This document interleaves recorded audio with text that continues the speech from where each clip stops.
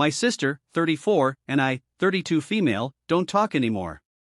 I cut her out of my life 7 years ago after learning she was sleeping with my ex-fiancé, 34 male, and that her daughter, who was 2 at the time, was his and the baby she was carrying.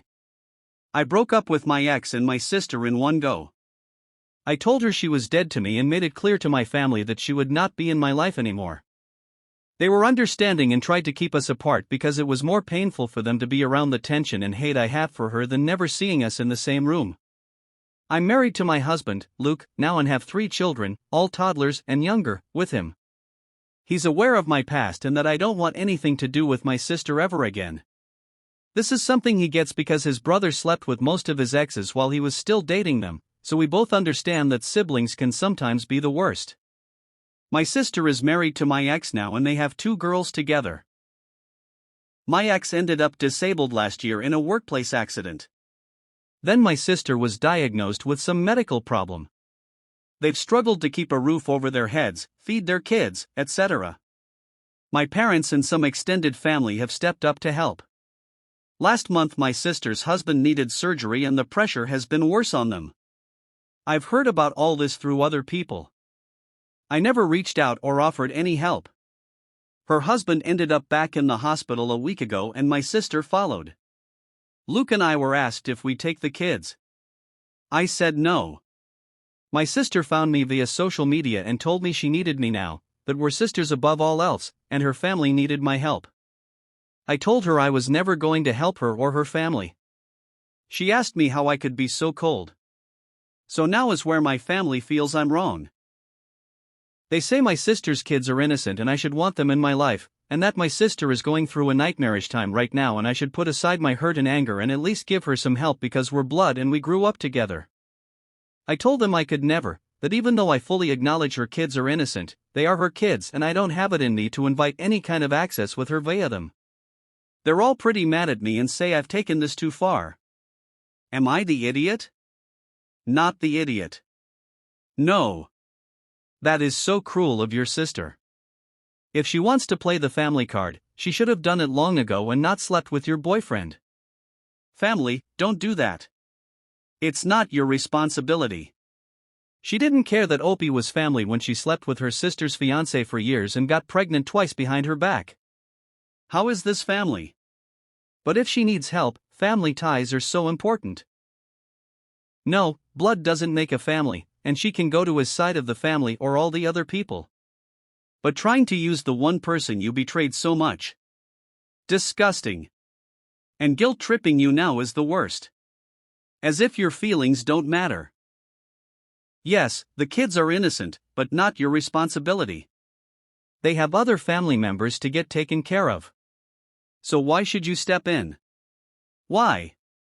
So she can try to sleep with your new husband? Fool me once, shame on you. Fool me twice, shame on me. And it's time to elevate the dead to me level to include no news, no updates via relatives. Yikes. You are the idiot. You're not only choosing to be lifelong angry at your sister all because of a man, but also choosing not to have anything to do with her kids, which I agree with your family. They are innocent. They didn't wrong you in any way. To them, you're their auntie and you're choosing to allow them to think that you don't love them. I think it's time to get over yourself and forgive and bloody move on. Get over it. It's your sister and niece-nephews, for Christ's sake. Have a heart. Seriously. In what universe is moving on equivalent to letting toxic lying idiots back into your life? You can move on by not meeting with the toxic lying idiots anymore. Problem solved. Also, the idiom, blood is thicker than water, comes from the battlefields.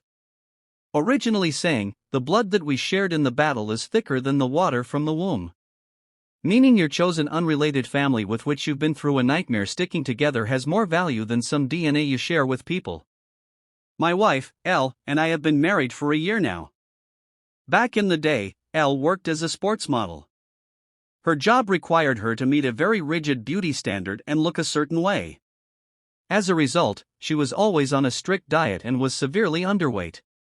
Since then, she's gained a healthy amount of weight and muscle and is much happier. My brother, Chris, is wealthy, like excessively wealthy. He's done well for himself and seems happy about where he is. He just got out of a nasty divorce with his ex-wife and is asked to stay with me for a few weeks as he moves into his new place. Chris, to put it simply, has a type. He believes that every woman should subscribe to his type. Any woman who doesn't fit his preferences is automatically ugly and unlovable. He wants all women to conform to his standards, no matter what. 2 days ago, Chris found some of Elle's old magazine covers and commented on how beautiful she was back then. It's a harmless comment, sure, but he kept bringing up how much she's let herself go. I mean, kept bringing it up. Elle goes for a run every evening, and as she was heading out the door, Chris told her to run fast enough to lose all the flabby bits. She rolled her eyes and laughed it off, but I told him to shut up. The next day, when Elle went to the gym, he told her to make sure to return to her old figure. Again, I told him to shut up and stop fixating on my wife's body. Despite all his comments, Elle is a little unfazed by them. She says that she's used to it. I was completely exhausted from listening to him by the end of the day. Finally, I was at my end, but Elle again brushed him off with a smile and a laugh. Then Elle served him food. He joked about paying for her tummy tuck so that I can marry the right version of Elle. The right version is the skinnier version of her. That comment set me off. I told him that his wife married the wrong version of him and to pack his crap and leave my house. He didn't take kindly to this and complained about how insensitive I was to his situation and how I made a low blow. He eventually left, but Elle tells me I could have kicked him out without the comment. Am I the idiot? Not the idiot. Okay, it was a low blow about his divorce, but given the revolting nature of his comments and the fact that he explicitly insulted your wife while putting a roof over his head, it makes it understandable. You're only human. You are far more polite than I would have been. Not sure why you're in doubt on that point, honestly. His situation has nothing to do with your wife. There's no reason for him to pick on her or comment on her body. Sure, you didn't need to explain yourself when telling him to leave, but if he can't take unsolicited criticism, he shouldn't be engaging in it himself. Does anyone else get the vibe that he might have been trying to nag Opie's wife to get her to be more open if he hits on her? I'm seriously side-eyeing his comment about marrying the right version, once she loses weight. Your brother is proof that money doesn't buy class, and if this is how he treats women, I suspect this will be one of many divorces in his future. My female 29 fiancé, male 33, has a best friend, Jason, who is the brutally honest type, and the type that tells it how it is. He admitted that he isn't good at keeping his thoughts in his head. My fiancé says he loves him despite his flawed personality and expects me to let it go whenever he makes backhanded comments about me and my past. He was the first to be invited to the wedding, and my fiancé promised me to make him behave. My fiancé and I found out that we're expecting. We visited my future in-law's house to make the announcement, and Jason was already there. After dinner, my fiancé and I stood up and made the announcement. Everyone rushed to congratulate us except for Jason, who sat still and admittedly kept looking right in my eyes in a strange way. I avoided him, but he got up, hugged my fiancé, looked at him, and said, 3 words, "Man, paternity test pronto." I was completely flawed. Everyone was shocked, but tried to act normal, probably to defuse the situation, but I walked up to Jason and asked him to repeat what he said. He tried to back off because my face was inches away from his. He was like, "Chill, it was just a joke," but I kept asking him to repeat what he said. Finally, my fiancé got in the middle and told me to take a seat and calm down. I went off on Jason, called him an insensitive idiot, and said he was officially uninvited from the wedding after he accused me of being unfaithful. Jason shouted some stuff about how I was a drama llama and that he meant no harm, then left in a hurry. My fiancé and his mom agreed with me being upset, but said that uninviting him from the wedding was me going too far. My fiancé said that Jason was just joking, and I blew up over nothing. We went home and I kinda broke down in the bathroom, without letting my fiancé see it because he still thought I was overreacting, after I told him how I felt about his friend ruining my joy and humiliating me in front of my in-laws. Am I overreacting and being too emotional here? Not the idiot. A couple of things. First, Jason wasn't telling it like it is. He was being frigging insulting. You absolutely were within your rights to confront him and confront him hard. Accusing you of cheating? No. Not acceptable. On top of that, if Jason truly had reason to believe you were unfaithful, the place for him to bring it up is in private, in a conversation with your fiancé, not in front of the extended family. That is no friend. He likes the drama he stirs up and is insinuating you cheated. At this point, you can have Jason at the wedding or me. This is your choice, not mine. I'm done tolerating his brutal honesty, which is just an excuse to say awful things and get away with it.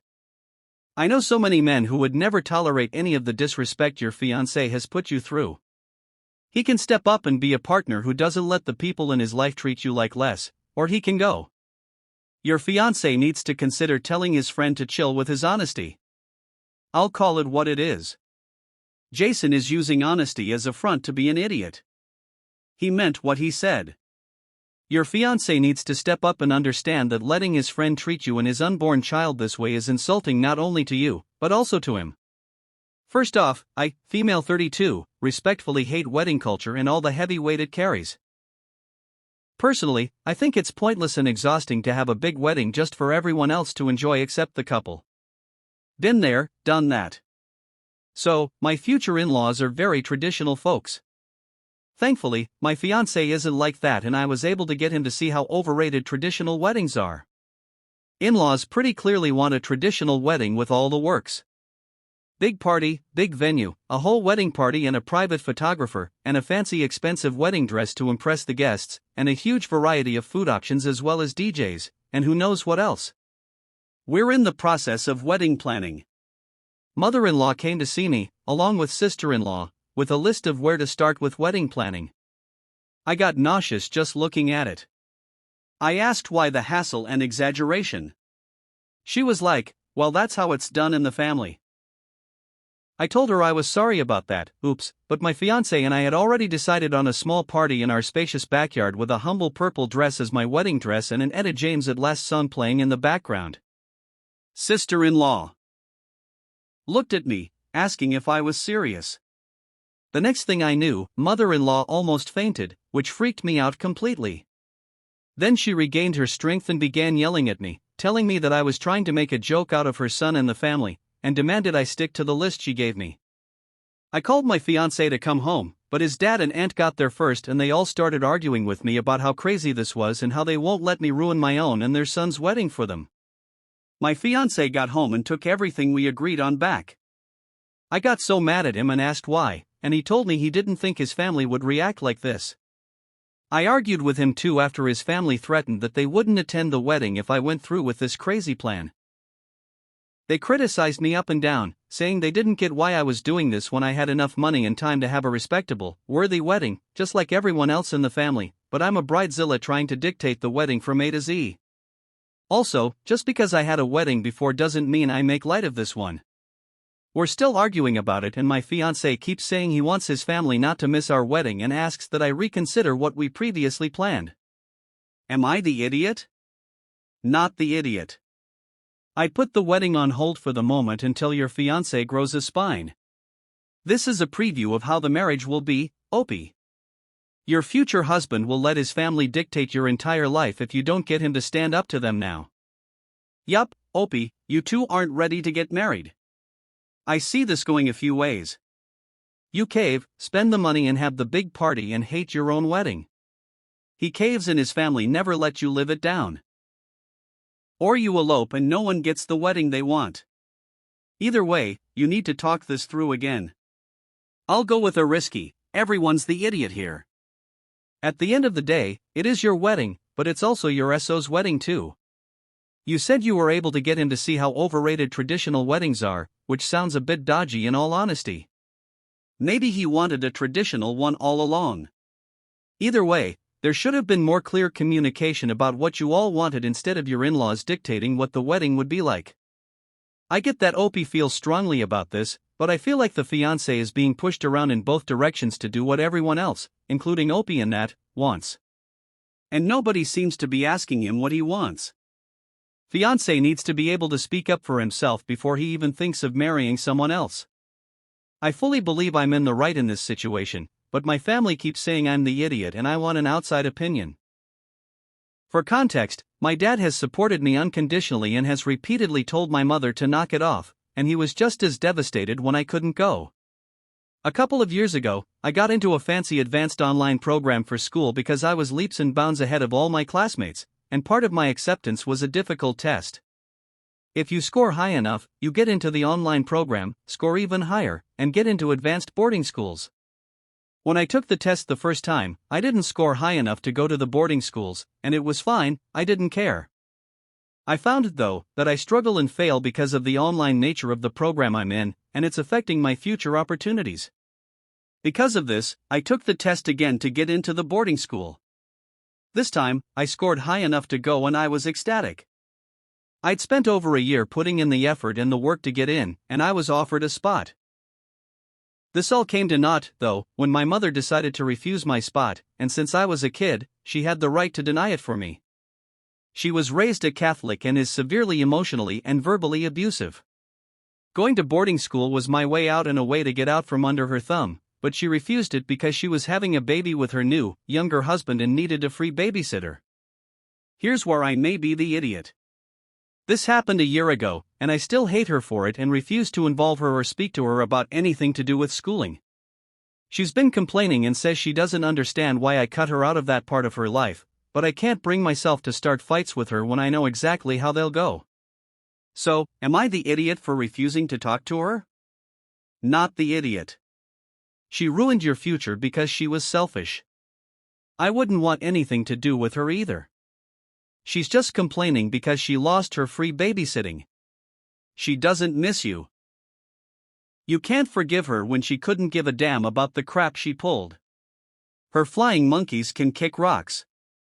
Your mom stole your future from you. Your family, except for your dad, you said, aren't accepting of your feelings. No one can tell you what to do with your feelings. If you want to forgive your mom and get close in the future, no one can tell you that's wrong. If you want to cut her out of your life for good and choose never to see or speak of her again, that's also not wrong. A year isn't even that long to come to terms with what happened. I would be horribly angry too, if all my hard work was thrown away for purely selfish reasons. Unfortunately, that's what your mom did, and it's a hard lesson to learn and one, I hope, in time, you don't repeat on your children. I'm so sorry that happened to you, OP. You don't have to like or trust someone who behaves that way, and for your own protection, you probably shouldn't.